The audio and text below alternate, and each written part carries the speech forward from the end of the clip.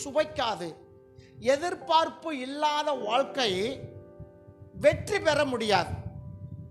அப்ப நம்முடைய வாழ்க்கையில ஒவ்வொரு நாளும் என்ன வேணும்? ஒரு எதிர்பார்ப்பு இருந்து கொண்டே இருக்க வேண்டும். அல்லேலூயா. தேவனிடத்திலே ஏதோ ஒரு காரியத்தை நாம் என்ன செய்துகிட்டு இருக்கோம்? எதிர்பார்த்து கொண்டே இருக்கிறோம். எதிர்பார்த்ததை முடிச்சாலும் அதோட திருப்தி ஆகிறதில்ல. அடுத்து ஏதாவது ஒரு தேவை வந்துவிடும், அதை எதிர்பார்ப்போம். அது முடிஞ்ச உடனே இன்னொன்று எதிர்பார்ப்போம், அதை முடிஞ்சா இன்னொன்று எதிர்பார்ப்போம். அப்படின்னா என்ன அர்த்தம்? இந்த பூமி விட்டு நம்ம போகும் வரைக்கும் ஒரு எதிர்பார்ப்புகள் இருந்து கொண்டே இருக்கும். அல்லேலூயா. அப்ப நாம் தேவனிடத்தில் எதிர்பார்ப்பது போல ஆண்டவரும் நம்மிடத்தில் ஏதாவது ஒன்று காரியத்தை எதிர்பார்த்து கொண்டே இருக்கிறார். அல்லேலூயா. கர்த்தர் நாமத்துக்கு மகிமை உண்டாகட்டும். இன்றைக்கு விசுவாச ஓட்டத்தை தொடங்கி எத்தனை வருஷம் ஆகிறது என்று நீங்கள் ரட்சிக்கப்பட்ட நாளிலிருந்து நீங்கள் கணக்கு எடுத்துக்கொள்ளுங்க. நம்ம இங்கே நோட்டீஸில் போட்டிருக்கோம், நம்ம மே 1ஆம் தேதி ஆண்டு விழா வருது. 33 வருடங்கள் முடிந்து 34வது வருடத்தை அடியெடுத்து வைக்கிறோம், அல்லது அந்த புதிய வருஷத்தை தொடங்குகிறோம். சரிங்களா? அப்ப எங்க நம்ம தொடங்கணுமோ அந்த தொடக்கம் ஏதோ 34 35 அல்ல, தேவன் முன்குறித்த அந்த லெக்க வரைக்கும் நம்முடைய ஓட்டம் தொடரிக்கொண்டே இருக்க வேண்டும். அல்லேலூயா, அல்லேலூயா. ஏதோ 15 வருஷமாய் ஓடினேன், அதுக்கப்புறம் என்னால் ஓட முடியவில்லை. 20 வருஷமா விசுவாச வாழ்க்கையில காத்துக்கொண்டேன், அதன் பிறகு என்னால் விசுவாசத்தை காத்துக்கொள்ளவில்லை என்று சொல்லி பாதியிலே நின்று விடுவது தேவனுக்கு சித்தம் இல்லை. எந்த நோக்கத்திற்காக நீங்க பிடிக்கப்பட்டீங்களோ, எந்த நோக்கத்திற்காக நீங்க அழைக்கப்பட்டீங்களோ, அந்த காரியத்தை நீங்கள் பிடித்து கொள்ளும் வரைக்கும் அதை விடக்கூடாது. ஆமென். எந்த காரணத்திற்காக நம்முடைய பழைய வாழ்க்கையெல்லாம் விட்டுவிட்டு, பழைய சுபாவங்கள்லாம் விட்டுவிட்டு, பழைய விக்கிரங்கள் எல்லாம் விட்டுவிட்டு, எத்தனையோ காரியங்களை விட்டுவிட்டு இயேசுவே தெய்வம் என்று நம்பி எதற்காக நம்ம அடியெடுத்து வச்சு எந்த நோக்கத்துக்காக நம்ம தொடர்ந்தோமோ, அப்ப ஆரம்பம் விட உங்களுடைய முடிவை கர்த்தர் அதிகமாக எதிர்பார்த்து கொண்டிருக்கிறார். அல்லேலூயா. பந்தய சாலையில் ஓடுகிறவர் எல்லாரும் ஓடுகிறார்கள், ஆனா முடிவில் யார் பந்தய பொருள் பெறுவான்? ஒருவனே பந்தய பொருள் பெறுவான். அந்த ஒருவனாக நீங்கள் நானும் இருக்க வேண்டும். அந்த ஒருத்தியாக நீங்கள் நானும் என்ன செய்யணும்? இருக்க வேண்டும். ஏதோ எல்லாரும் ஓடுனாங்க, நான் ஓடுனேன், கொஞ்ச நாள் ஓடி உக்காந்துட்டேன், அதன் பிறகு என்னால் ஓட முடியல என்று சொன்னால் நாம ஓடி வந்தது எது ஆயிரும்? வேஸ்டாய் மாறிவிடும். என் அருமைக்குரியவர்களே, இதுவரைக்கும் நீங்க ஓடி வந்திருக்கிறீங்க, கர்த்தருக்கு ஸ்தோத்திரம். இனிமேல் நீங்க ஓட வேணும், அதுதான் முக்கியமானது. ஆமென். இனிமேல் நம்ம ஓடணும், இனிமேல் ஓடணும். அந்த லெக்கை பிடித்து கொள்ளும் வரைக்கும் நம்ம விசுவாச சோர்வுகள் என்ன செய்யக்கூடாது? வந்துடக்கூடாது. இங்க ஒரு வசனத்தை நீங்க வாசிக்கப்படி கேட்டுக்கொள்ளுகிறேன். ஸ்தோத்திரம். எபிரியர் புஸ்தகம் 11ஆம் அதிகாரம், எபிரியர் புஸ்தகம் 11ஆம் அதிகாரம் 13ஆம் வசனத்திலிருந்து வாசிங்க. எபிரியர் 11:13. இவர்கள் எல்லோரும் வாக்குத்தத்தம் பண்ணப்பட்டவைகளை அடையாமல் தூரத்திலே அவைகளை கண்டு நம்பி அணைத்து கொண்டு பூமியில மேல் தங்களை அந்நியரும் பரதேசிகளும் என்று விசுவாசத்தோட மரித்தார்கள். ஒரு குறிப்பிட்ட மக்களை இங்கே இந்த எபிரியருடைய ஆசிரியர் சொல்லுகிறார். இந்த 11ஆம் அதிகாரம் நமக்கு தெரியும், விசுவாச வீரர்களினுடைய பட்டியல். இங்க யார சொல்லிட்டு வர்றான்னா, ஆபிரகாமை குறித்தும் அவருடைய மனைவியாகிய சாராளை குறித்தும், அவங்க சரீரம் செத்தவளாய் இருந்த போதும், கர்ப்பம் செத்துப்போன நிலைமையில் இருந்த போதிலும், செத்துப்போன கர்ப்பத்தில் கர்த்தர் ஒரு குழந்தையை கொடுத்து அந்த குழந்தை நிமித்தம் தேசத்தை ஆசீர்வதித்தார் என்றும் இங்க சொல்லிக்கிட்டே வர்றாரு. சரிங்களா? இது அவங்களுடைய சந்ததிகளை குறிக்கிறது. இவர்கள் எல்லோரும் வாக்குத்தத்தம் பண்ணப்பட்டவைகளை அடையாமல் போனார்கள். அவங்க செய்த காரியங்கள் ஏராளமான காரியங்கள், ஆனாலும் தேவன் தன்னிடத்தில் வாக்குத்தத்தம் பண்ணப்பட்டதை அடையாமல் தூரத்திலே, பூமியிலே என்ன சொல்றதுக்கு, அடையாமல் தூரத்திலே அவைகளை கண்டு, தூரத்தில் தெரியுது ஆனா போக முடியல. தூரத்தில் தெரியுது, தேவன் தனக்கு வாக்குத்தத்தம் பண்ணப்பட்ட அந்த ஆசீர்வாதம், அந்த மகிமையான காரியம் தூரத்துல தெரியுது. ஆனா என்ன செய்ய முடியல, அதை பெற்றுக்கொள்ள முடியாம பூமியிலே அந்நியரும் பரதேசிகளுமாய் இருந்து விசுவாசத்தோட என்ன செய்தார்கள், மரித்தார்கள். 14 வசனம். இப்படி அறிக்கையிடுகிறவர்கள் சுயதேசத்தை நாடி போகிறோம் என்று தெரியப்படுத்துகிறார்கள். தாங்கள் விட்டு வந்த தேசத்தை நினைத்தார்கள், ஆனால் அதற்கு திரும்பி போவதற்கு அவங்களுக்கு சமயம் கிடைத்திருக்குமே. வழியிலே முறுமுறுக்கிற காரியங்கள். எகிப்திலிருந்து அவங்க புறப்பட்ட நோக்கம், எங்க போவதற்கு புறப்பட்டார்கள்? கானானுக்கு பேரு சொல்லி அழைக்கிறார். ஆபிரகாமை ஆண்டவர் அழைக்கும் போது இன்னும் ஊருக்கு போ என்று சொல்லவில்லை. ஆதியாகமம் புஸ்தகம் 12ஆம் அதிகாரத்தில் 1, 2, 3 வசனங்களை நீங்க அதில் பார்க்கலாம். நான் காண்பிக்க தேசத்துக்கு போ என்று தான் சொன்னார். ஆனா இந்த ஜனங்கள் எகிப்திலிருந்து புறப்படும் போது அவர்களுக்கு இப்படியாக ஆபிரகாமுக்கு சொன்னது போல அவங்க சொல்லவில்லை. ஆண்டவர் சொன்னாரு, கானானுக்கு போ. அந்த ஊர் எப்படிப்பட்ட ஊருமா? பாலும் தேனும் ஓடுகிற தேசம். அந்த தேசம் உங்க முற்பிதாக்களுக்கு ஆணையிட்டு கொடுத்த தேசம். அங்கே மகிமையின் தேசம். அந்த தேசத்தை நான் நேசிக்கிறேன், அந்த தேசத்துக்கு நான் ஆதரவாக இருக்கிறேன், நீ வா என்று சொல்லுகிறார். அப்ப அங்கிருந்து கிளம்பின ஜனங்களுடைய எல்லாருடைய நோக்கம் என்ன? எங்க போறதுக்கு தான்? கானானுக்கு போகிறதுக்கு தான் அவங்களுடைய நோக்கம். அதுக்காக தான் அவங்க ஊரை விட்டு என்ன செய்தாங்க? அடிமையாக இருந்தாலும் 430 வருஷம் ஆயிருச்சு அங்க வாழ்ந்துகிட்டு இருக்கிறாங்க. அவங்கள தான் கர்த்தர் வெளியே கொண்டு வருகிறார். அவங்க புறப்படும் போது கானானுக்கு நான் போக வேண்டும் என்ற அந்த பெரிய நோக்கத்தோடு திட்டத்தோடு தான் புறப்பட்டு வந்தாங்க. இன்னைக்கு நீங்களும் நானும் நம்முடைய பழைய வாழ்க்கை விட்டுவிட்டு, பழைய பாரம்பரியத்தை விட்டுவிட்டு இயேசுவை ஏற்றுக்கொண்டு உடனே நம்ம நோக்கம் என்ன? எங்க போகணும்? நம்ம நித்தியத்துக்கு போகணும், கானானுக்கு போகணும். பரம கானான். இது எழுத்தின்படி இருக்கிற கானான். அந்த கானான் எப்படிப்பட்ட கானான்? பரம கானான், நித்திய ஜீவன், மெய் வாழ்க்கை. உலகத்தான் சொல்றாங்க சொர்க்கம், சில பேர் சொல்றாங்க மோட்சம், நாம சொல்றோம் பரலோக ராஜ்யம், நாம சொல்றோம் புதிய எருசலேம். இப்ப நிறைய காரியங்கள் இருக்கிறது. அப்ப இந்த ஜனங்கள் அந்த எகிப்து விட்டு கிளம்பும் போது அவங்களுடைய மைண்ட்ல எல்லாரும் ஒரே சிந்தனை தான், நான் கானானுக்கு போகணும். ஏன்னா அந்த கானான் எப்படிப்பட்ட தேசம்? பாலும் தேனும் ஓடக்கூடிய தேசம். அது ஒரு அருமையான தேசம். அங்க கர்த்தர் பிரியப்படுகிற தேசம், கர்த்தர் அங்க வாசம் பண்ணுகிற தேசம், அவரோடு வாழுகிற வாழ்க்கை. இந்த எதிர்பார்ப்போட வெளியே வந்தாங்க. நீங்களும் நானும் ஆரம்ப நாட்களில் இப்படிதான் வெளியே வந்தோம். இப்ப வெளியே வந்து பல வருஷங்கள் ஆயிருச்சு. ஆனா அந்த எகிப்திலிருந்து புறப்பட்ட இஸ்ரவேல ஜனங்கள் வனாந்தரத்தில் வரும்போது என்ன செய்தாங்க? ஆண்டவரை முறுமுறுத்தாங்க. அடுத்து என்ன செஞ்சாங்க? குறை சொன்னாங்க. அதுக்கப்புறம் திரும்பி போயிடலாமா நினைச்சாங்க. ஆண்டவருக்கு விரோதமான காரியங்கள் பார்த்து பரிசோதனை பண்ணாங்க இல்லையா? இப்ப பண்ணினவங்களுக்கு எல்லாம் என்ன அவங்களுக்கு கிடைச்சு? என்ன கிடைச்சது? அங்கேயே மரணம். தவறு செய்தவர்களுக்கு தண்டனை அங்கேயே ஏற்பட்டது. அநேக பேர் வனாந்தரத்தில் மரித்து போனார்கள். என் அருமைக்குரியவர்களே, நீங்களும் நானும் கானானுக்கு போக வேண்டும் என்ற பிரதான நோக்கத்தோடு நம்முடைய பழைய ஜீவியத்தை விட்டுவிட்டு, பழைய காரியங்களை விட்டுவிட்டு, வைக்கிற ஆராதனைகளை விட்டுவிட்டு புறப்பட்டு வெளியே வந்து விட்டோம்.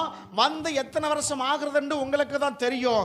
இங்கே வாழுகிற வந்த நாட்களில் எத்தனை இடத்துல முறுமுறுத்து இருக்கிறோம், எத்தனை இடத்துல கடவுளை குறை சொல்லி இருக்கிறோம், எத்தனை இடத்துல கர்த்தரை பரிசோதனை பண்ணி பார்த்துருக்கிறோம், எத்தனை இடத்துல ஆண்டவருக்கு விரோதமான காரியங்கள் செய்திருக்கிறோம். சில பேர் நினைக்கிறாங்க, நாங்களாம் அப்படி செய்யவே இல்லையா பாஸ்டர், அப்படி நினைக்கிறீங்களா? ஏதோ ஒரு வகையில் என்ன செய்திருக்கிறோம். ஆனால் என்ன, அவங்க மரிச்சு போனதை போல நாம் என்ன செய்யல? மரிக்கவில்லை. கொல்லுவது தேவனுக்கு பிரியம் இல்லை. வேதம் சொல்லுது, யோவான் 10ஆம் அதிகாரத்தில், எனக்கு முன்னே வந்தவர்கள் எல்லோரும் கள்ளரும் கொள்ளைக்காரருமா இருக்கிறார்கள். நானோ அவர்களுக்கு ஜீவனம் கொடுக்கவும் அந்த ஜீவன் பரிபூர்ணம் அடையவும் படியாக நான் வந்திருக்கிறேன் இயேசு சொன்னார். கர்த்தர் நாமத்துக்கு மகிமை உண்டாகட்டும். இவர்களுக்கு இப்படி பெரிய குழப்பங்கள் இருந்தது. அங்க இருந்து கிளம்பின ஜனங்கள் நமக்கு தெரியும். எத்தனை லட்சம் ஜனங்கள்? சுமார், அதாவது வேதத்திற்கு 6 லட்சம் புருஷர்கள் இருக்கு இல்லைங்களா? ஆனா நம்ம கணக்கெடு பார்த்தால் ஏறத்தாழ சுமார் 32 லட்சம் ஜனங்களுக்கு அதிகமான ஜனங்கள் வந்ததாக பார்க்கிறோம். இங்க அவர்களுக்கு அவர்கள் சமயம் கிடைத்தது. ஒருவேளை நாங்க திரும்பி எகிப்துக்கே நாங்க போயிடுறையா, இங்க எங்களுக்கு தண்ணி இல்லை, அதனால நாங்க போயிடுறோம். இங்க எங்களுக்கு சாப்பாடு இல்லை, திரும்பி போயிடுறோம். இங்க எங்களுக்கு கறி இல்லை, மீன் இல்லை, நாங்க திரும்பி போயிடுறோம் அப்படின்னு சமயம் நினைச்சிருந்து சமயம் கிடைச்சிருந்தா என்ன செஞ்சிருப்பாங்க? திரும்பி போயிருப்பாங்க. ஒரு சிலருக்கு என்ன செய்யப்பட்டதாக அது கீழே இருக்கிற வசனம் பாருங்க. அதை அல்ல, எதை அல்ல? விட்டு வந்த ஊரை அல்ல, விட்டு வந்த காரியம் அல்ல, விட்டு வந்த அந்த பழைய சுபாவங்கள் அல்ல, விட்டு வந்த அந்த காரியத்தை மறுபடி அவங்க என்ன செய்யல? எடுத்துக்கொள்ளல. வேதம் சொல்லுது, நாய் கக்குனது என்ன செய்யுமா? திங்கம். கழுவப்பட்ட பண்ணி சேற்றுல பொறலும். என்னதான் கழுவி வச்சாலும் அந்த பண்ணி போய் எங்க விழுகும்? ஏன்னா அதோடைய சுபாவம். எந்த மிருகமும் கக்குனது அதிகமாக சாப்பிட்ற மிருகம் எத்தனை இருக்குன்னு தெரியல. ஆனால் நமக்கு தெரிஞ்சது எதுதான்? ஆமாம், அது என்ன நம்ம பார்க்கும்போது அது கக்கி அதுவே சாப்பிடும். இந்த மாதிரி இந்த ஜனங்கள் எத்தனையோ வழிகளை வந்தாலும், எத்தனை அற்புதங்கள் செஞ்சாலும், எத்தனை அருமையான காரியங்கள் கர்த்தர் நடப்பித்தாலும் அவங்க முறுமுறுக்கிறத மறக்கல. கண்ணு முன்னாடியே முறுமுறுத்து ஒருத்தர் செத்து போயிட்டான்னா அதை பார்த்துக்கிட்டு இருக்க இவனும் என்ன செய்யறான்? கர்த்தரை முறுமுறுக்கிறான். கர்த்தரை குறை சொல்ற அளவுக்கு நாம பெரிய ஆட்கள் கிடையாது. ஆனா நமக்கு இருக்கிற சுபாவம் அப்படியாக இருக்கிறது. இவங்க சொல்றாங்க பாருங்க, அதை அல்ல, எதை? விட்டு வந்த அந்த தேசத்தை அல்ல, அதிலும் மேன்மையான பரம தேசத்தையே விரும்பினார்கள். கைகளை ஒசத்தி ஒரு அல்லேலூயா சொல்லுமா? அல்லேலூயா. என் அருமை சகோதரரே, சகோதரியே, அன்பு தாயே, நீ விட்டு வந்த தேசம் அல்ல, அதை அல்ல, அதிலும் மேன்மையா இருக்கிற பரமதேசம். அதற்காக தான் கர்த்தர் உன்னை அழைத்திருக்கிறார். அதற்காக தான் கர்த்தர் வைத்திருக்கிறார். வழியிலே நம்ம மரிச்சு போகாதபடிக்கு இதுவரைக்கும் கர்த்தர் நம்மளை பாதுகாத்து கொண்டு வந்திருக்கிறார். அதை அல்ல, அதிலும் மேன்மையான தேசத்தையே அவர்கள் செய்தார்கள், விரும்பினார்கள். ஆகையால் தேவன் அவர்களுடைய தேவன் என்னப்பட வெட்கப்படுகிறது இல்லை. அல்லேலூயா, ஸ்தோத்திரம். அவங்களுடைய தேவன் என்று சொல்லுவதற்கு அவர் என்ன செய்யறதில்ல?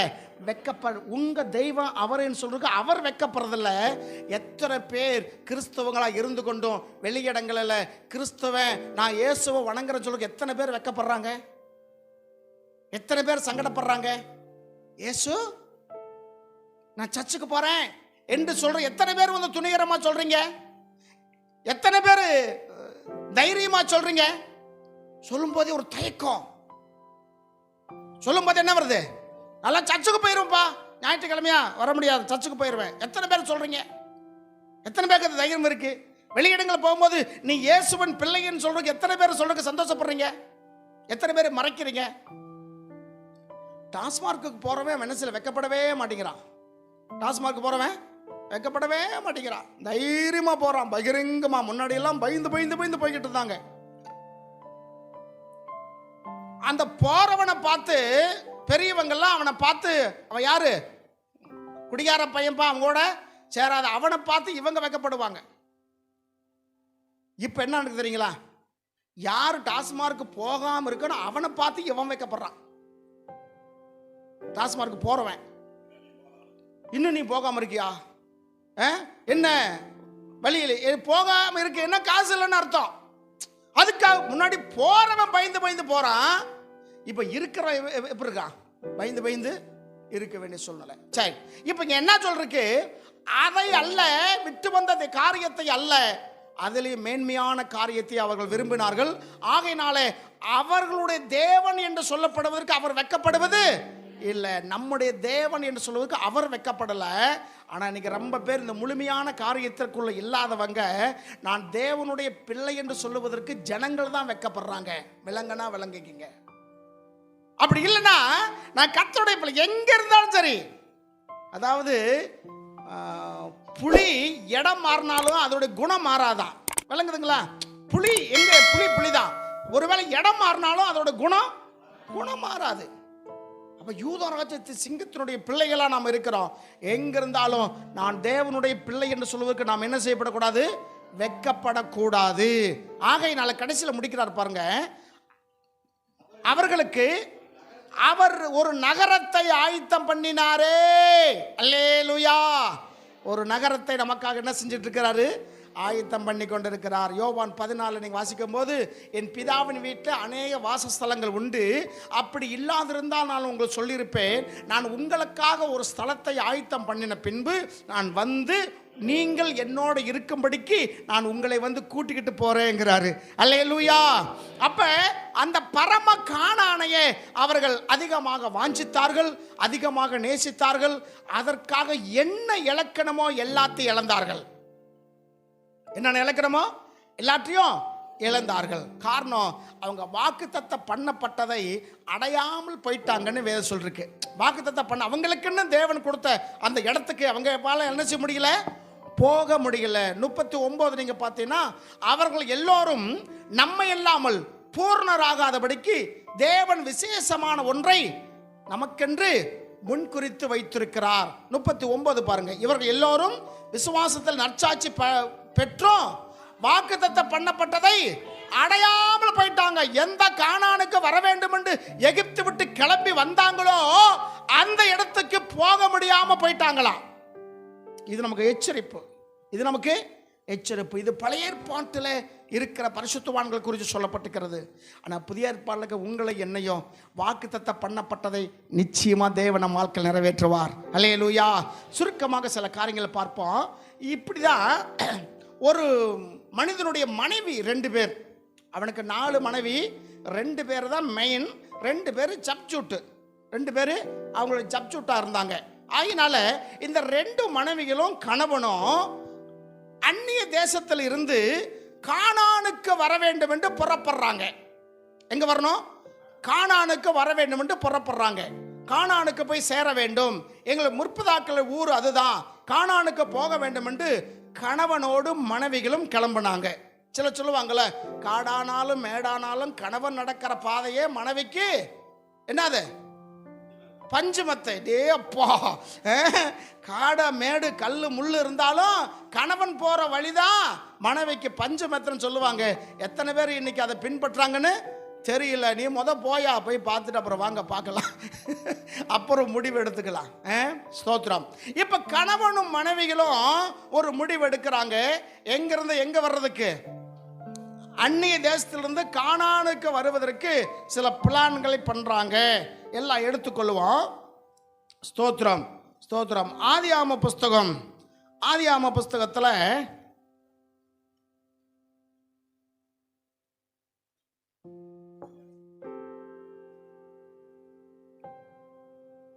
30ஆம் அதிகாரம்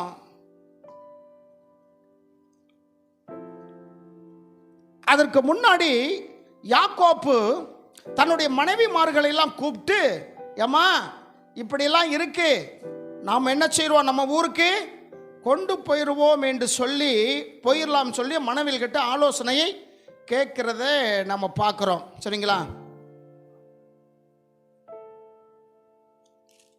35 ஆதியாம் புஸ்தகம்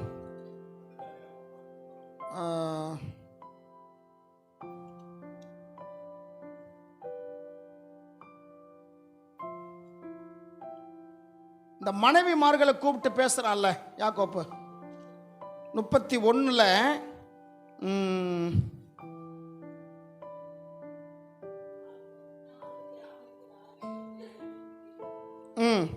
4ஆம் வசனம் 3-4 வாசிக்க. 3-4. கர்த்தர் யாக்கோப்பை நோக்கி, உன் பிதாக்களுடைய தேசத்திற்கும் நீ திரும்பி போ, என்றார். சொப்பனத்துல ஆண்டவர் யாக்கோபோட பேசுகிறார். பேசிட்டு இந்த விஷயத்தை யாருக்கு சொல்லணும்? மனைவிமார்களுக்கு சொல்லணும். இவருக்கு பிசினஸ் தான் குடும்பம் ரெண்டாவது தான். பிசினஸ். சில பேர் எப்ப பார்த்தாலும் வேலை வேலை வேலை வேலை வேலை, வீட்டில் தங்கவே மாட்டாங்க. எப்ப பார்த்தாலும் வேலை வேலை வேலை வேலையே இருப்பாங்க. அந்த லிஸ்ட்ல சேர்ந்தவன் எப்ப பார்த்தாலும் ஆடுகளோடையே சுத்திக்கிட்டு இருப்பான். இவனுக்கு ஆபீஸ ஆடுகள் தங்குற இடம் தான். ஒரு முக்கியமான விஷயம் நீங்க பேசுறதா எங்க பேசுவீங்க? இல்ல நீங்க அவர் இல்ல, நீங்க உங்களுடைய மனைவி கிட்ட ஏதாச்சும் ஒரு முக்கியமான விஷயம் சொல்லணும், உங்களுடைய ஃபேமிலியோட ஒரு காரியம் கலந்துக்கிறணும் என்று சொன்னால் எங்க பேசுவீங்க? உங்க வீட்டில் பேசுவீங்க. ஆனா இவன் மனசோடைய நிலைமை தன்னுடைய மனைவிகளை தான் இருக்கிற இடத்துக்கு வர சொல்றான். அந்த முக்கியமான விஷயம் ஆண்டவர் இவங்கிட்ட சொன்ன விஷயம் சொல்ல கூட இவனுக்கு என்ன இல்லை, வீட்டுக்கு போறதுக்கு விருப்பம் இல்லை. அது என்னன்னு சொல்ல ஏற்கனவே நம்ம முடிஞ்ச அளவில் யாக்கோபு குறித்து பார்த்துட்டோம். ஏன்னா ஒரு மனைவி வச்சுக்கிட்டு இருக்கிற வேலை 7 முடிச்சு 7 மணிக்கு வீட்டுக்கு வரானா 9 மணிக்கு வர்றான். ஏன்னா அந்த இடத்துல ஒன்றும் பேச மாட்டாங்க, சாப்பிட்டு கப்புன்னு படுத்துக்கலாம் அப்படின்னு. போனா வீட்டை சண்டைதாயா காலை எந்திரிச்சு போயிடுறான்.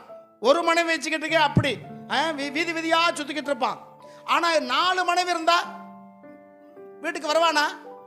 வந்த உடனே பாருங்க, அவன் இப்படி பேசிட்டா, என்னை குறிச்சு இப்படி சொல்லிட்டா, அவன் இப்படிப்பட்ட பஞ்சாயத்து பண்றதுக்கே அவனுக்கு என்ன ஆயிரும் நேரம். சரி, அப்ப இந்த மண்டவழி எதுக்குடா பேசாம ஒரு வாய் சோறு கொண்டு வந்து கொடுத்துருங்க ரூம்ல, நான் அங்கேயே சாப்பிட்டுட்டு என்ன செஞ்சிடறேன், ஆடுகளோட ஆடுகளா நான் இருக்கிறேன்னு சொல்லி அவன் அப்படி இருந்த மனுஷன்.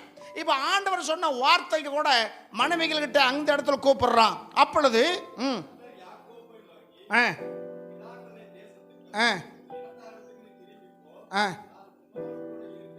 என்றார். அப்பொழுது யாக்கோப்பு ராகேலையும் லேயாளையும் வெளியிலே தன் மந்தையினிடத்திற்கு அழைப்பித்து கூப்பிடுறான். ஏமா இங்க 2 பேரும் வாங்க. இன்னும் 2 சப்ஜெக்ட் இருக்கு, அது வீட்டில் இருப்பாங்க, அதை பற்றி பிரச்சனை இல்லை. இவங்க தான் மெயின். அதனால ஏன்னா இந்த அம்மாவுடைய வேலைக்காரி ஒருத்தி, இந்த அம்மாவுடைய வேலைக்காரி ஒருத்தி, 4 மனைவிகள் இருந்தாலும் மெயின் கேரக்டர் இவங்க 2 பேர் தான். சரிங்களா? அதிகாரம் ஆட்சி எல்லாமே இவங்க கிட்ட தான் இருக்கு வைங்களேன். இப்ப 2 பேரும் மெயினா கூப்பிடுறாரு. கூப்பிட்டு தன் வாழ்க்கை நடந்த சம்பவத்தை சொல்லுகிறார். ஏமா இப்படிலாம் நடந்து போச்சு, இத்தனை வருஷமா நாடு மேய்ச்ச உங்க அப்பா இப்படிலாம் பண்ணிருக்கிறாரு. இப்ப என் ஆண்டவர் என்கிட்ட சொல்லிட்டாரு, நான் எங்க போக வேண்டும்? என் தகப்பன் இடத்திற்கு போக வேண்டும், என்னுடைய கானான் தேசத்துக்கு நான் போக வேண்டும், இனிமேல் நான் இருக்க முடியாதுன்னு சொல்லும் போது இந்த 2 மனைவிகள் என்ன சொல்றாங்க பாத்தீங்களா? இந்த மனைவிகள் என்ன சொல்றாங்க? சில பேர் போதும்பா நம்ம என்ன செய்யறோம், எங்க ஊருக்கே மாப்பிள்ளை ஊருக்கே போறோன்னா சில பெண்கள் சொன்னாங்க, இங்க என்னங்க குறையாயிருச்சு, மனைவிகள் இல்லையா? மனைவி இல்லை, மனைவிகள் இல்லையா? பிள்ளைகள் இல்லையா?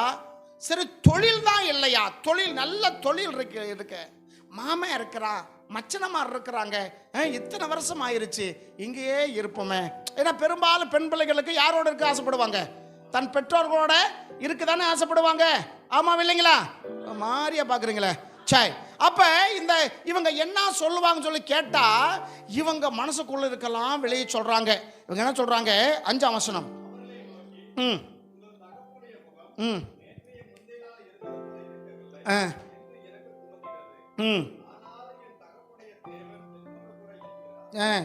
அவருடைய கதையெல்லாம் சொல்லிட்டு வர, இப்படியெல்லாம் உங்க அப்பா கிட்ட வேலை செஞ்சம்மா, இப்படியெல்லாம் பண்ணினேன், ஆனா என்ன செய்யிட்டாங்க, இப்படியெல்லாம் உங்க அப்பா என்னை பண்ணிட்டாரு, ஆகையினால நான் எங்க போறேன், எங்க ஊருக்கு போறேன்னு சொல்லும்போது அவங்க சொல்றாங்க 14ஆம் வசனத்துல, அதற்கு ராகேலும் லேகியாலும், இந்த விஷயத்துல அக்கா தங்கச்சி 2 பேரும் என்ன செய்யறாங்க? ஓடுறப்படுறாங்க. இவன் விஷயத்துல ரொம்ப நேரம் சண்டை போட்டுக்கிட்டாங்க, அது தனி. இப்ப இந்த விஷயத்துல என்ன செய்யறாங்க? அக்கா தங்கச்சி 2 பேரும் ஒண்ணு சேர்ந்து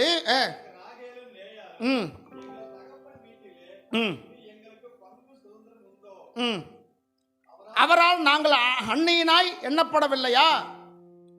அவர் எங்களை விற்று எங்கள் பணத்தையும் வாயிலே போட்டுக்கொண்டார்.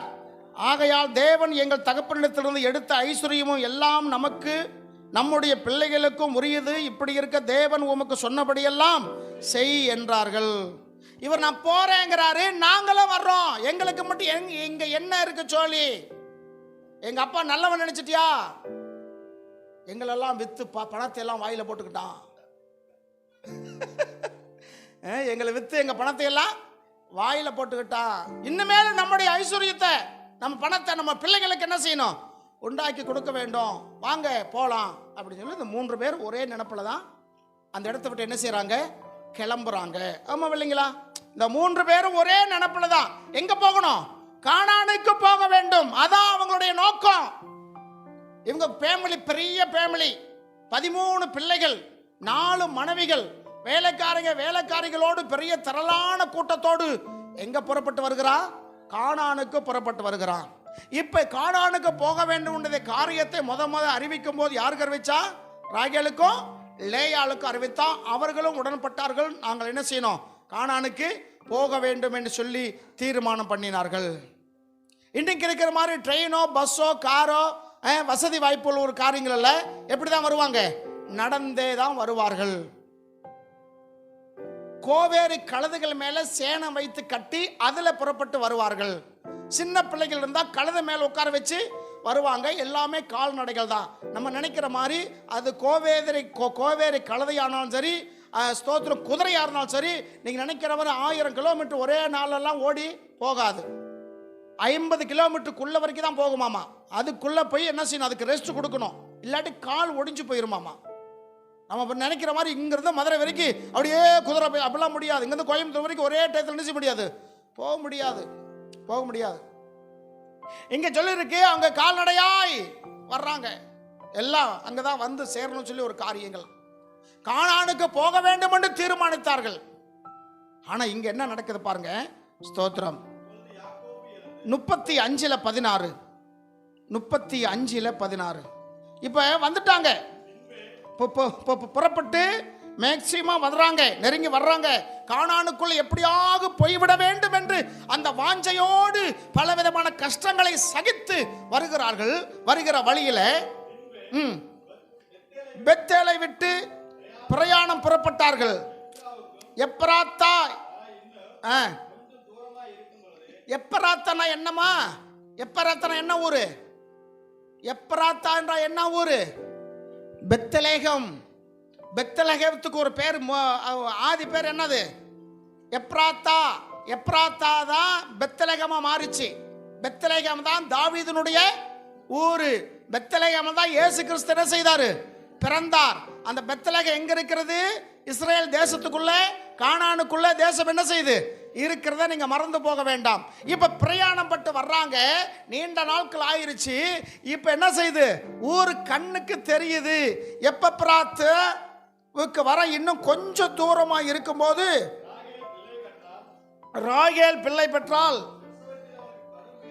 கடும் வேதனை உண்டாயிற்று. எங்க இருக்குமா அந்த ஊரு, எப்ப எங்க இருக்கு, இன்னும் கொஞ்சம் தூரம் தான் இருக்கு, கொஞ்சம் தூரம் தான் இருக்கு. அதுக்குள்ள ராகேலுக்கு என்ன வந்துருச்சு, பிரசவ வேதனை படுகிறாள். அவள் பிரசவ வேதனை அதிகமா இருந்தபடினாலே 19 வசனம் பாருங்க. 19 ராகேல் மரித்து எப்ராத்தா ஊருக்கு போகிற வழியில அடக்கம் பண்ணினார்கள். விளங்குதா? எந்த ஊருக்கு போக வேண்டும் என்று புறப்பட்டு வந்தாலும் இப்ப அந்த ஊரு கண்ணுக்கு தெரியுது, உள்ள போக முடியல. கண்ணுக்கு தெரியுது, கொஞ்சம் தூரம் தான் என்று வேதம் எழுதியிருக்கிறது. ஆனா உள்ள போக முடியாம வழியிலே என்ன செய்யப்பட்டால், மரித்து போனாள். வழியிலே யாக்கோப்பு அவளை அடக்கம் செய்தான். உள்ள போகவில்லை. யார் போகல, ராகேல் கானானுக்குள்ள பெத்லகேமுக்குள்ள போகவில்லை. 49 பாருங்க, 49:11 49:31 யாக்கோப்பு எகிப்தில மரிக்க போறார். எகிப்தில மரிக்க போகிற நேரத்தில் தன் பிள்ளைகள்லாம் கூப்பிட்டு, எப்பா நான் மரிக்க போகிறேன், நான் மரித்த பிறகு என்னை இங்கே அடக்கம் பண்ணாதீர்கள். எங்க, எகிப்தில நீங்க என்ன செய்யக்கூடாது, என்ன அடக்கம் பண்ணக்கூடாது. நான் மரித்த பிறகு என்னை எடுத்துக்கொண்டு போய் எங்க அடக்கம் பண்ணணும், கானானில அடக்கம் பண்ணணும் சொல்லிட்டு அவர் சொல்றாரு. வாசிங்க. அங்கே ஆபிரகாமையும் அவருடைய மனைவியாகிய சாராளையும் அடக்கம் பண்ணினார்கள். ஆபிராக இவருக்கு வேணும். ஆபிராக்கு உறவு என்ன உறவு வேணும்? தாத்தா.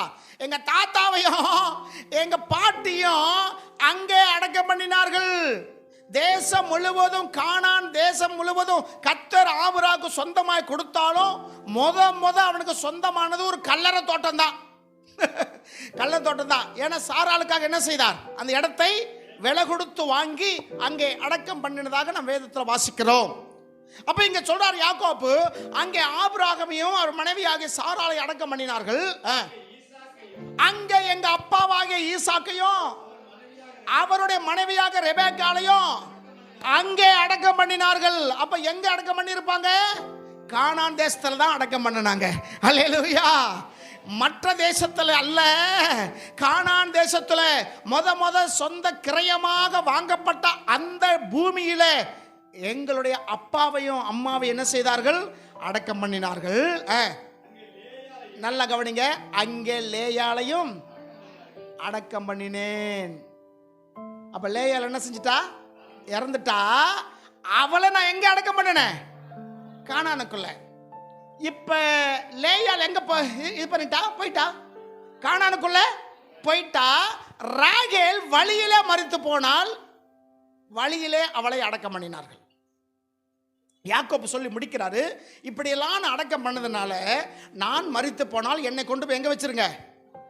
கானான்ல அந்த இடத்துல கொண்டு போய் அடக்கம் பண்ணுங்க. நான் இங்க மரித்தாலும் என்னுடைய சரீரம் எங்க தான் போகணும்?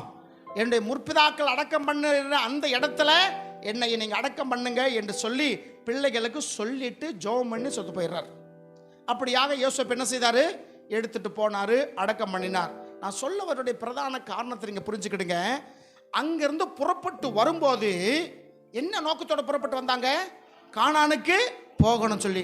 நீங்களும் நானும் ரட்சிக்கப்பட்ட உடனே எல்லாத்தையும் விட்டு அந்த பழைய சுபாவங்கள், பழைய காரியெல்லாம் விட்டு நமக்கு முக்கியமான பிரதான நோக்கம் என்ன? பரலோக ராஜ்யம் தான், நித்திய கானான். அதான் நீங்க முன்னாடி நான் வசனத்தை வாய்ச்சி காமிச்சேன். ஸ்தோத்திரம். எபிரியர் 11ஆம் அதிகாரம் 12ஆம் வசனத்திலிருந்து 13, 14 வசனம் முடிய நீங்க வாசிச்சு பார்த்தீங்க. அந்த தேசத்தை அல்ல, அதிலும் மேன்மையான தேசத்தையே அவர்கள் நாடினார்கள். அப்ப இந்த வாழ்க்கை அல்ல, இதை விட ஒரு மேலான ஒரு காரியம் நமக்கு கர்த்தர் வைத்திருக்கிறார். அல்லேலூயா. அந்த காரியத்தை பெற்றுக்கொள்வதற்காக தான் பழைய வாழ்க்கை விட்டு நம்ம புறப்பட்டு வெளியே வந்தோமே தவிர, வெளியே வந்த நோக்கம் ஆடு வாங்கணும், மாடு வாங்கணும், கோழி வாங்கணும், பெரிய பணக்காரராகணும், சம்சாரி ஆகணும், பெரிய விங்களாகணும், இதுக்காக நம்ம நோக்கம் இல்லை. இது இந்த பூமியில் நமக்கு தேவை, இது கர்த்தர் நமக்கு தருவார். ஆனா இது நம்ம நோக்கம் இல்லை. நம்ம நோக்கம் என்ன? நித்திய ராஜ்யம். அல்லேலூயா. அந்த பரலோகத்துக்கு போறதுதான் நம்ம நோக்கம். அதுக்காக தான் அங்கிருந்து கிளம்பி வந்தோம். நம்ம கிளம்பி வந்த நாம பாதி வழியில் வந்த உடனே என்ன வந்துருச்சு? இஸ்ரவேல் ஜனங்கள் எகிப்திலிருந்து புறப்பட்ட போது எப்படி முறுமுறுத்தாங்களோ, எப்படி பரீட்சை பார்த்தாங்களோ, எப்படி ஆண்டவருக்கு சின்ன சின்ன விஷயத்தெல்லாம் கோபம் ஊட்டினார்களோ, அந்த மாதிரி நம்ம செஞ்சுக்கிட்டு இருக்கிறோம். அவங்க செய்தெல்லாம் எதற்காக? தண்ணி இல்லை, ஒரு குறை. சாப்பாடு இல்லை, ஒரு குறை. அப்புறம் என்ன இல்லை? கறி இல்லை, வெள்ளரிக்காய் இல்லை, வெள்ளைப்பூடு இல்லை, வெங்காயம் இல்லை, இது இல்லை. இதுக்கு அப்போ அன்றன்றாடு தேவை. இதுக்கு நித்திய ராஜ்யமாக இருக்கிற அதை மறந்து விட்டாங்க. மறந்தவர்கள் குறை சொன்னாங்க, குறை சொன்னவங்க இறந்து போனாங்க. நீங்கள் நான் நிறைய குறை சொல்லியிருக்கிறோம். இறந்து போகாததுக்கு காரணம் கர்த்தருடைய கிருபை. ஹல்லேலூயா. தேவநாமத்துக்கு மகிமை உண்டாவதாக. இப்போ இந்த 3 பேர் பிளான் பண்ணாங்க. ராகேல் வழியிலே மரித்து போனா. கொஞ்சம் தூரம் தான் இருக்கு, வந்துட்டோம், நெருக்கி வந்துட்டோம். இன்னும் கொஞ்ச காலம்தான் ஆண்டவர் வரப்போகிறார். ஒன்று ஆண்டவர் வருவார், இல்லை ஆண்டவர் கிட்ட நாம என்ன செய்வோம்? போயிடுவோம். கொஞ்சம் தூரம் தான் இருக்கு. அதுக்குள்ள வழியில செத்து போயிட்டாங்க. வழியில நினைச்சிட்டாங்க, செத்து போயிட்டாங்க. ஆனால் அந்த பாடியை கொண்டு போய் கானானுக்குள்ள அடக்கம் பண்ணல.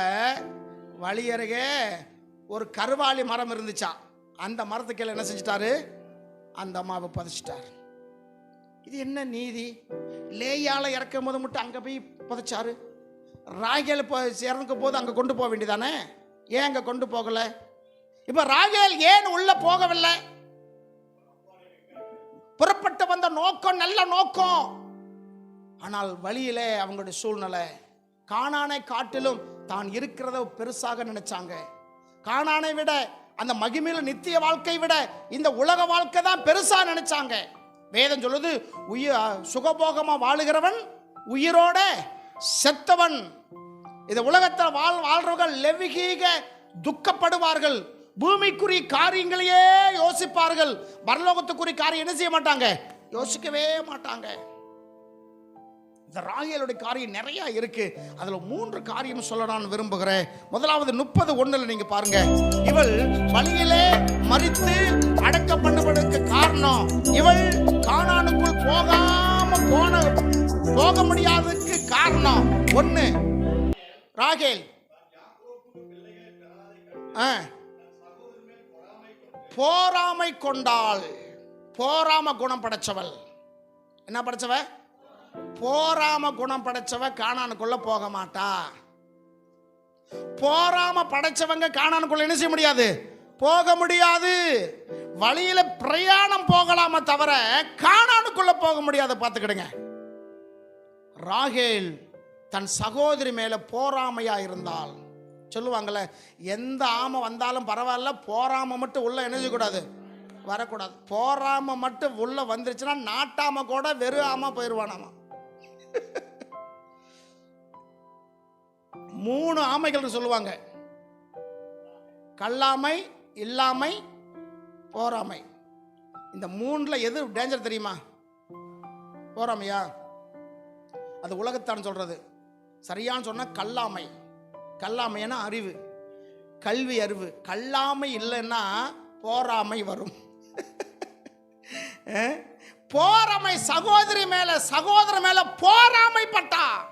புறப்படுற நோக்கம் நல்ல நோக்கம்தான், எப்படியாவது கானானுக்குள்ள போயிடணும் சொல்லி தான் வந்தாங்க. போராமை அவள் கானானுக்கு போறதுக்கு தடையா இருந்தது. விளங்குனா விளங்கிக்குங்க. 2வது 3ஆம் வசனம். 3ஆம் வசனம்.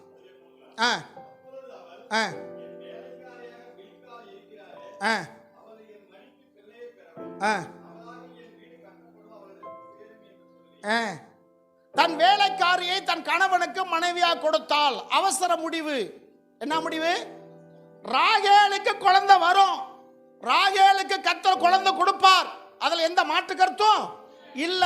ஏன்னா யாக்கோப்பை கொண்டுதான் ஆண்டவர் பெரிய காரியம் என்ன செய்ய போறாரு, செய்ய போகிறார். இவளுடைய அவசர முடிவு. என்ன முடிவுமா? அவசர முடிவு. இது யாருக்கு இருந்த புத்தி? யாருக்கு இருந்த புத்தி? சாராளுக்கு இருந்த புத்தி. இவளுடைய பாட்டி தான் வச்சுக்கல. பாட்டிக்கு இருந்த புத்தி யாருக்கு வருது? ராகேலுக்கு வருது. சாராளும் அப்படிதான் அவசரப்பட்டு என்ன செய்தா, ஆகாரை மனைவியா கொடுத்தார். அங்க பெரிய பிரச்சனை. இங்க லேயாள், ராகேல் அவசர முடிவெடுக்கிறாள். அந்த முடிவு வேதனைக்குரியதா இருக்கு. வேலைக்காரிய மனைவியா கொடுக்கிறா, அவனுக்கு ஒரு குழந்தை பிறக்கிறா. அவன் பேர் என்னது? தான். முத பிறந்த பையன் தான். தான் சொல்லக்கூடியவன் கோத்திரத்திலேயே இல்லாம கோத்திரத்தை விட்டு வெளியே போனவனா போயிட்டான். சபிக்கப்பட்ட ஒரு சந்ததியா மாறிட்டான். அவசரப்பட்டு எடுக்கிற முடிவு வரக்கூடிய சந்ததி எப்படிப்பட்ட சந்ததியா இருக்கும்? சபிக்கப்பட்ட சந்ததியா. நீங்க வெளிப்படுத்துற விஷயம் பார்த்தீங்கன்னா தான் என்ற கோத்திரமே என்ன செய்யாது, அதுல வராது. நம்ம ஏற்கனவே அதை குறித்து நிறைய பார்த்துருக்கிறோம். அவசரம் எடுக்கிற முடிவு பட்டியல வராது. 2வது என்ன செய்தா? அவசர முடிவு. 3வது காரியம் பாருங்க, 31:19 39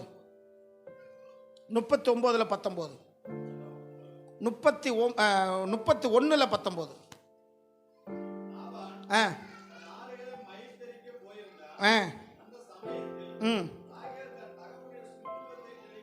சுரூபத்தை திருடி கொண்டால். யாரா இருந்தா? திருடியா இருந்தா. ஆனா போறது எங்க? கானானுக்கு போறது நோக்கம். ஆனா என்ன செஞ்சுட்டு வர்றா? திருடிக்கிட்டு வர்றா. சொரூபங்களை விடுங்க, என்ன செய்யிட்டு வர்றா? திருடி. இது திடீர்னு வந்து திருடி இருக்க மாட்டா. ஏற்கனவே அந்த பழக்கம் என்ன செய்யுது? ஏற்கனவே அந்த பழக்கம் இருக்கனாலதான் அங்க அங்க கையை வச்சு கடைசியில் அவன் கும்புற சாமியே தூக்கிட்டு வந்துட்டான். அப்படித்தானே? முதல் 5 காசு எடுத்திருக்கா, 10 காசு எடுத்துருப்பா, ஏதோ அந்த ஜாமான் எடுத்துருப்பா, சாப்பாடு சாப்பிட்ருப்பா, தின்னுருப்பா. சின்ன வயசுல இருந்த அந்த திருட்டு குணம் இப்ப பிரிஞ்சு போறோம் சொன்னவனே எதை தூக்கிட்டு வர்றான்? இருக்கிறதுலே பெஸ்ட் அதான். ஏன்னா அவன் லாபம் எப்படிப்பட்டவன்? ஒரு குறிகாரன். லாபம் யாரு? ஒரு குறிகாரன். ஏன்னா அவன் யாக்கோபை சொல்றாரு, கர்த்தர் உன்னோடு இருக்கிறத உன் குறிப்பினால் நான் அறிந்து கொண்டேன். குறிப்பு பார்க்கிறவன், குறிப்பாக்குறவன். அது அந்த தேவர்களை வச்சுதான் பார்க்கறவன். இந்த விக்கிரங்கள் இருக்குல்ல, இதை வச்சுதான் அவன் பார்க்கறது. அடிமடியில கை வச்சுட்டு தூக்கிட்டு வந்துட்டான். ராகேல் எப்படிப்பட்டவ? திருடியா இருந்தா. திருடி.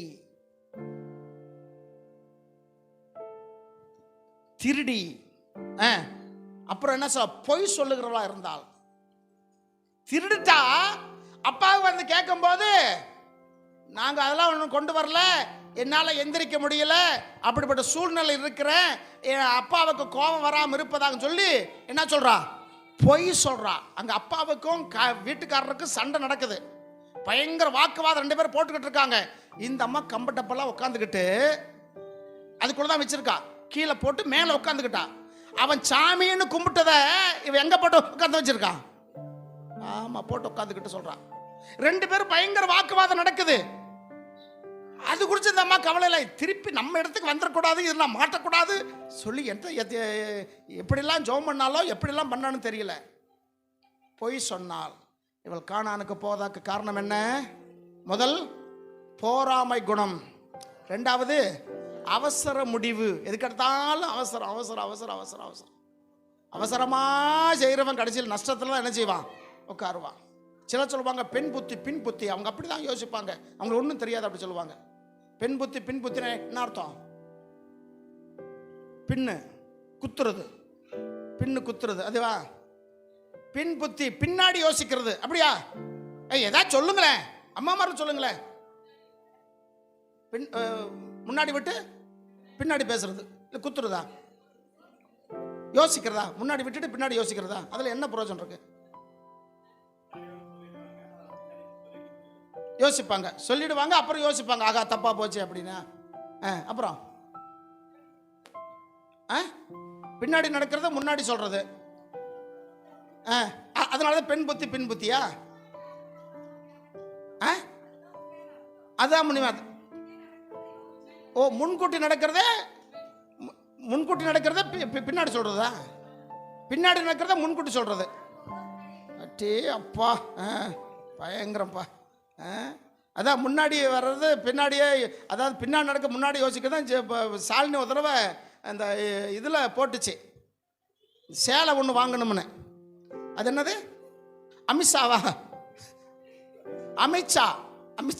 எனக்கு அமித்ஷாவா அவரவே தான் ஞாபகம் வரும். அமித்ஷா காரனுக்கு நம்ம எழுதி போட்டுச்சு. அமேசா எழுதி போட்டது என்ன 850 ரூபாய் 900 தெரியல. ரொம்ப அவளோடு இருந்துச்சு பிள்ளை, பாவம். கடைசியில் நல்ல அதான் பின்னாடி வர்றது முன்னாடி யோசிக்கிறது. நல்லா யோசிச்சு நல்ல துணி வரன்னு சொல்லி போட்டு வந்து பார்த்தா முக்கா சேலையில் 3 இடத்துல கிழிஞ்சிருக்கு. நிறைய இடத்துல கை தையல் போட்டிருக்கான். கொடுத்தது எவ்வளோ? 850 ரூபா. பார்த்தோன்னே ஒரே அழுக, ஐயோ போச்சு. மறுபடியும் எடுத்துட்டு விடலாம் பேட்ட அங்கே போய் காசு வந்துச்சா? வரவே. சுடிதார் போட்டையா? சுடிதார் போட்டதுக்கு சேலை வந்திருக்காது, முக்கா சேலை. அது பழைய சேலை, கிழிஞ்சிருக்கு. எப்படி பார்த்தீங்களா? முன்னாடி போய் வர்றது பின்னாடி யோசிக்கிறது. இதுதான் பெண்கள். சரி, இப்போ நீங்கள் சொன்னதெல்லாம் ஓரளவு இப்போ நம்ம நடைமுறையில் கரெக்டா. ஆனால் பெண் புத்தி பின் புத்தி என்ன? பின்னு வந்து இணைக்கிறது. ஒரு துணி கிழிஞ்சிருச்சுன்னா அது என்ன செய்யும்? பின்னு வந்து இணைக்கும். பெண் புத்தினா இணைக்கிறதுன்னு அர்த்தம். இன்னைக்கு கல்யாணம் ஆன உடனே தனி குடித்தனம் வந்தாதான் வருவேன்னு சொல்ற அம்மா மாதிரி இருக்கிறாங்க. இது வந்து இணைக்கிறது இல்லை, பிரிக்கிறது. ஆனா பெண்களுடைய சுபாவம் எப்படி இருக்கணும்? இணைக்கிற புத்தியாய் இருக்கணும். பெண் புத்தி பின் புத்தின்னா 2 கிழிஞ்சதை 1 சேர்க்கணும், 2 விலகி இருக்கிறத 1 சேர்க்கணும். சரி, அதெல்லாம் போட்டோம். இப்ப இந்த அம்மா ராகேலுடைய குணம் முதல்ல எப்படிப்பட்ட குணம்? பொறாமை குணம், 2வது அவசர முடிவு, 3வது திருடி, 4வது பொய் சொன்னா. இதான் என்ன செய்ய முடியல? கானானுக்கு போக முடியல. சரி, லேயால் என்ன? அவளை பெரிய இதா? அவளை பெரிய கெட்டிக்காரியா? அவள் கானானுக்குள்ள போயிட்டாளே, அவள் எப்படி போனாள்? அவள் நல்லவளா என்று பார்த்தால் அவள்கிட்ட சில தவறுகள் இருந்தது. ஆனால் அந்த தவறை திரித்து கொண்டாள். அல்லேலூயா. வாசிங்க அதே ஆதியாம் புஸ்தகத்தில் ஸ்தோத்திரம் 29 எடுத்துக்கங்க. 29ஆம் அதிகாரத்தில் 32ஆம் வசனம். லேயாள், அதுக்கு முன்னாடி இருக்க வசனம் பார்த்தா, லேயாள் அற்பமா எண்ணப்பட்டாள் என்று கர்த்தர் கண்டு அவள் கர்ப்பத்தை கர்த்தர் திறந்தார். அல்லேலூயா. தங்கச்சி அக்கா மேல போராமை கொண்டால், அதுக்கு முன்னாடி அற்பமா நினைத்தாள். அவள் குழந்தை இல்லாமல் இருக்கும்போது அற்பமா நினைச்சாள் ராகேல். இப்ப லேயாளுக்கு குழந்தை பிறந்த பிறகு அவன் மேல போராம படுறா. வாழ்ந்தாலும் பேசும், தாழ்ந்தாலும் பேசும். வையகம் இதுதானடா. நீ எப்படி இருந்தாலும் இந்த உலகம் உன்னை பேசும். உலகத்தை கண்டு நீ அஞ்சாத, உலகத்தை கண்டு நீ பயப்படாத. உன்னை கூர்ந்து கவனித்துக் கொண்டிருக்கிற அவருக்கு மாத்திரம் கணக்கு கொடுத்தா போதும். அல்லேலூயா. இப்ப அக்காவை பார்த்த போது அற்பமா நினைச்சா. யாரு? தங்கச்சிக்காரி. இதெல்லாம் சொல்லி இருக்குல்ல. ஏன் நினைச்சா அப்படி?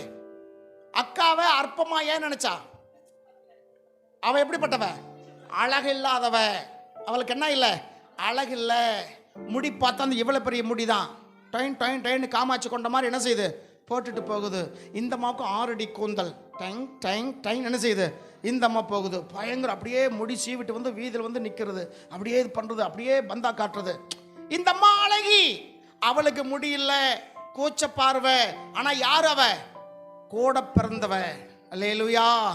அற்பமா நினைத்தால், நீ எல்லாம் ஒரு பொம்பளையா, நீ எல்லாம் ஒரு மனுஷியா, நான் பார், என்னை பார், என் அழகை பார். அந்த யாக்கோப்பு முத என்னதான் லவ் பண்ணா, அப்பா ஏமாத்தி உன்னை கல்யாணம் முடிச்சு வச்சுட்டாரு, இப்படியெல்லாம் சொல்லி என்ன செஞ்சிருக்கா? அற்பமா நினைச்சிருக்கிறா. அப்படி அற்பமா நினைக்கப்பட்டவளை கர்த்தர் நினைத்தார். அல்லேலூயா. லேயாளுடைய கர்ப்பத்தை கர்த்தர் திறந்தார். அவள் குழந்தை பிறந்தார். இவளுக்கு பார்த்தா குழந்தை இல்லை. இப்ப அற்பமா நினைக்கப்பட்ட வாய் என்ன நினைக்குது? இப்ப போராமப்படுறது. இப்படி இருந்தவங்களுக்கு இப்படி இருக்கு, நான் இப்படி இருக்கிறேன், எனக்கு குழந்தை இல்லையே. அற்பம். யாரையும் அற்பமா நினைச்சக்கூடாது, நினைக்கூடாது. அற்பமா நினைச்சா, இப்ப யாரை அற்பமா நினைச்சாங்களோ அவங்க டாப்ல போயிட்டாங்க. அவங்கள பார்த்து போராமப்படுறாங்க. இப்ப கர்த்தர் அவள் கர்ப்பத்தை திறந்தார். திறந்த உடனே குழந்தை பிறக்குது. 32ல